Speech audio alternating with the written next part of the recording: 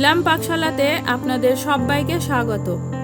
আজকে আমি আপনাদের সঙ্গে শেয়ার করব অয়েস্টার মাশরুমের একটি রেসিপি। মাংসের স্বাদকেও হার মানাবে মাশরুমের এই রেসিপিটি। আর তাছাড়া মাশরুম খাওয়া খুবই উপকার, এতে প্রচুর পরিমাণে প্রোটিন থাকে। এই রেসিপিটি কিভাবে বানাচ্ছি চলুন দেখে নেওয়া যাক আমার আজকের এই ভিডিওতে। এখানে 500 গ্রাম মাশরুম নিয়েছি। এটা ফ্রিজে একদিন রাখা ছিল, তাই কালারটা একটু এরকম দেখাচ্ছে।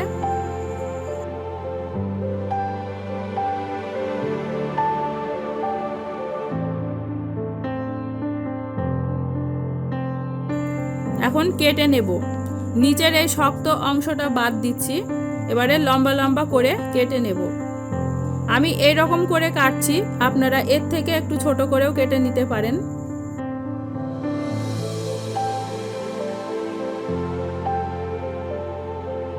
সব মাশরুমগুলো কেটে নেওয়া হয়ে গেছে। এবার একটু ভাপ দিয়ে নেব। তার জন্য আগে থেকেই প্যানে একটু জল বসিয়ে দিয়েছি।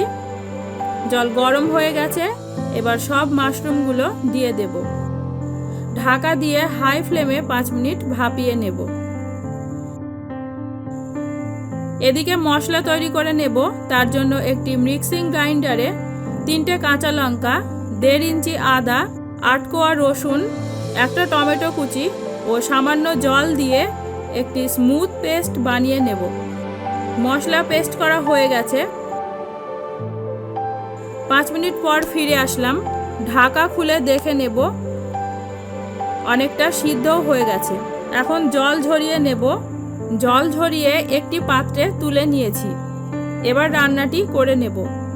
তার জন্য গ্যাস অন করে একটি প্যান বসিয়েছি। প্যান গরম হয়েছে। প্রায় 3 টেবিল চামচ রাইস ব্র্যান অয়েল দিয়ে দিচ্ছি। আপনারা সরিষার তেলও ব্যবহার করতে পারেন। 2টো মিডিয়াম সাইজের আলু এই রকম করে আগে থেকে কেটে ধুয়ে নিয়েছি। এগুলো হাই ফ্লেমে ভেজে নেব।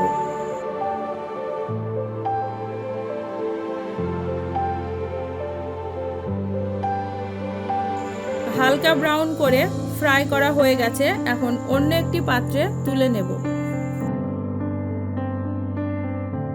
আলু ভাজার ওই অবশিষ্ট তেলেই ফোড়নে দিচ্ছি একটি তেজপাতা, 8 থেকে 9টি গোটা গোলমরিচ, সামান্য একটু জয়িত্রী, 2টো ছোট এলাচ এবং 1 টুকরো দারুচিনি।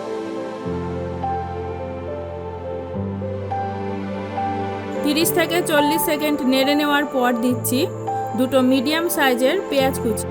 মিডিয়াম ফ্লেমে পেঁয়াজগুলো 3 মিনিট ভেজে নেব। পেঁয়াজ ভাজা হয়ে গেছে। এখন আগে থেকে পেস্ট করে রাখা মশলা দিয়ে দিচ্ছি। 3 থেকে 4 মিনিট সময় ধরে মশলা ভালো করে ঢাকা দিয়ে কষিয়ে নেব। কারণ মশলা যত ভালো করে কষানো হবে তরকারির টেস্ট তত ভালো হয়। ঢাকা খুলে দেখে নেব। এখন 1 চা চামচ হলুদ পাউডার, 1.5 চা চামচ লাল লঙ্কার পাউডার এবং স্বাদ অনুসারে লবণ দিয়ে আবারও 2 মিনিট কষিয়ে নেব।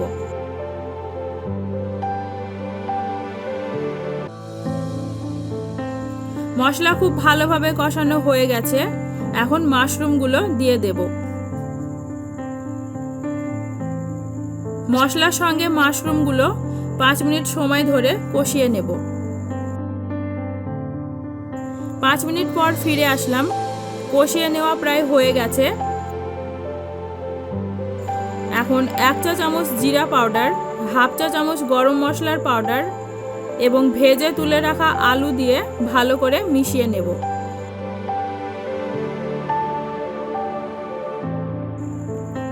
দেখুন বন্ধুরা, শুকনো শুকনো হয়ে এসেছে আর একটুও রস নেই। এই অবস্থায় পরিমাণ মতো জল দিয়ে দিচ্ছি।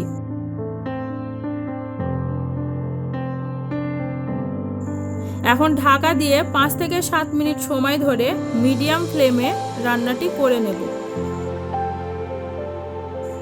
7 মিনিট পর ফিরে আসলাম। গ্রেভিটা আমি এতটুকুই রাখবো। আর খুব ভালোভাবে সিদ্ধ হয়ে গেছে। আমার মাশরুম কারি বা মাশরুম কষা একদম রেডি। এখন সার্ভ করার জন্য একটি প্লেটে তুলে নিচ্ছি। এই রেসিপিটি গরম গরম ভাত, রুটি বা পরোটার সঙ্গে পরিবেশন করতে পারেন। রেসিপিটি কেমন লাগলো অবশ্যই জানাবেন। যদি ভালো লেগে থাকে তাহলে বাড়িতে অবশ্যই একবার ট্রাই করে দেখতে পারেন। আমার চ্যানেলে নতুন বন্ধু হলে চ্যানেলটা সাবস্ক্রাইব করে নেবার অনুরোধ রইল। আজকের মতো এই পর্যন্তই। আবারও ফিরে আসবো অন্য কোনো নতুন রেসিপি নিয়ে। ভালো থাকবেন, সুস্থ থাকবেন। ধন্যবাদ।